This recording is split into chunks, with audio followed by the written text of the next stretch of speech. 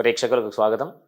మనం 2024 జూలై నెలలో ఉన్నటువంటి ద్వాదశ రాశుల యొక్క ఫలితాలలో భాగంగా ఇప్పుడు తులారాశి యందు ఉన్నటువంటి తులారాశికి ఉన్నటువంటి గ్రహస్థితి రీత్యా ఈ జూలై నెలలో ఏ విధంగా ఉందో చెప్పుకుందాం. ప్రధానంగా వీళ్ళకి తులారాశికి అధిపతి అయినటువంటి శుక్రుడు అనుకూలమైనటువంటి స్థితి కాదు.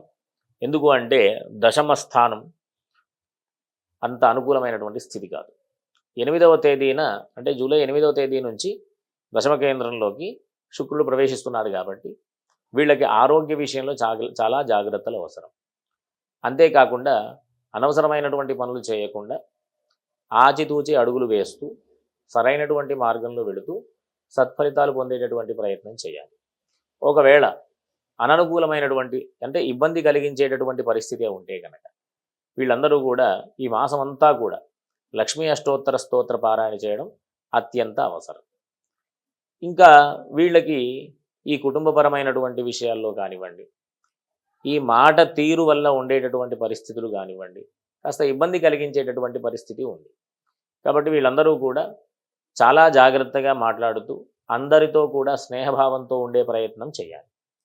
అట్లా కాకపోతే కనుక ఇబ్బందులు కొని తెచ్చుకునేటటువంటి పరిస్థితి ఉంది.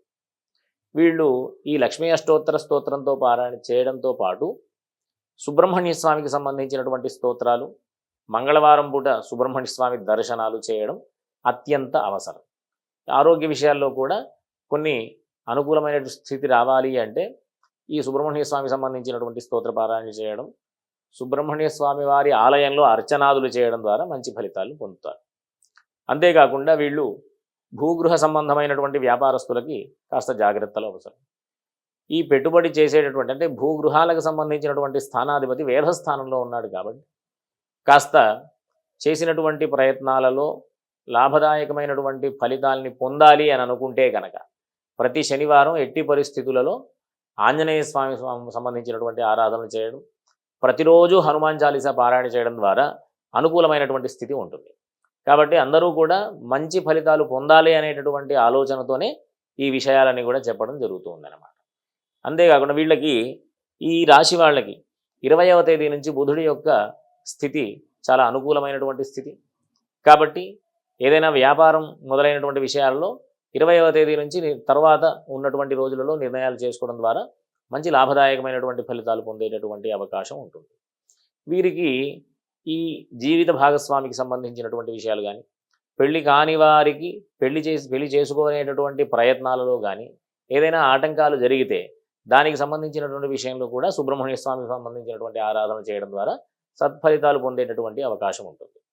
కాకపోతే వీళ్ళు చేసే పనులు ఇన్ని ఇబ్బందులు ఉన్నప్పటికీ కూడా కాస్త మొండిగా చేసేటటువంటి, ఖచ్చితంగా ఇది ఫలితాలు పొందాలి అనేటటువంటి దృక్పథంతో చేసేటటువంటి పనులన్నీ కూడా అనుకూలమైనటువంటి స్థితులు పొందేటటువంటి అవకాశం. కొంచెం చేసినటువంటి పనులు కొంచెం ఇబ్బంది కలిగించినప్పటికీ కూడా పనులన్నీ కూడా దిగ్విజయంగా పూర్తి చేసేటటువంటి అవకాశం 6వ స్థానంలో రాహు ఉండడం ద్వారా మంచి ఫలితాలు పొందుతారన్నమాట. కాబట్టి ఈ రాశి వారందరూ కూడా మంచి అనేటటువంటి దృక్పథంతో ఆలోచన మార్గంలో వెళితే తప్ప సాధ్యం కానటువంటి పరిస్థితి కాబట్టి అందరూ కూడా మంచి ఆలోచన చేస్తూ అందరితో కూడా సఖ్యతతో ఉంటూ మంచి ప్రయత్నాలు చేస్తూ దేవతారాధన మొదలైనటువంటి దేవతలకు సంబంధించినటువంటి స్తోత్రపారాయణ చేయడం ద్వారా సత్ఫలితాలు పొందుతారు. ఇంతకుముందు చెప్పుకున్నట్టుగా వీళ్ళందరూ కూడా సుబ్రహ్మణ్య స్వామికి సంబంధించిన ఆరాధన, సుబ్రహ్మణ్య స్వామికి సంబంధించినటువంటి స్తోత్రపారాయణలు, హనుమాన్ చాలీసా, ఆంజనేయ స్వామికి సంబంధించినటువంటి దర్శనాలు మొదలైనటువంటి మంచి ఫలితాలు పొందాలంటే మొదలైన ప్రయత్నాలు చేస్తూ ఉండడం ద్వారా చక్కటి సత్ఫలితాలు పొందేటటువంటి అవకాశం ఉంటుంది. కాబట్టి అందరూ కూడా సుఖ సంతోషాలతో ఉండాలని ఆశీర్వదిస్తూ స్వస్తి.